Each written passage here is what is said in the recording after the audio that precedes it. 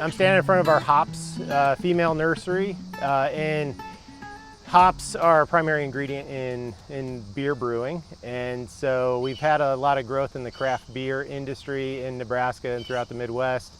And so we have a lot of local hop growers that are interested in developing the crop so that the brewers can use locally sourced ingredients and Nebraska developed hops. Most of the hops though are developed and are produced in the Pacific Northwest. And so those hops don't do very well here in Nebraska. We can find hops growing everywhere.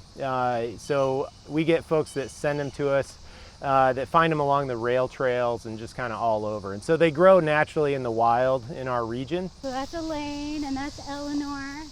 Some of what we're doing here is identifying plants that will grow well in our environment. We're not going to succumb to our temperamental weather patterns that change all the time. That will make it then easier for a hobbyist grower to grow, easier for our commercial producers to grow.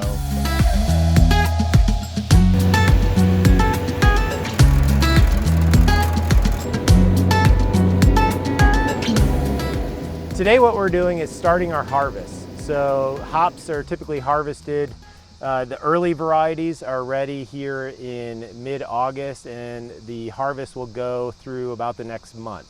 These are lines that we have developed through our breeding efforts by combining desirable brewing qualities with local adaptation characteristics, and we've evaluated them for a number of years. So these are plants that grow well and that we think will do well for our growers.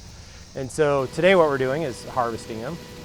And that is a big challenge and a pain without specialized equipment. Each plant out here will take about an hour to pick by hand. We want to pick all of the little cones off of the plants. That's what's used in the brewing process. And so by hand that takes about an hour, and it's a pain. Per plant we can grow typically around 1,000 plants per acre. So that's 1,000 people hours, which is a total pain.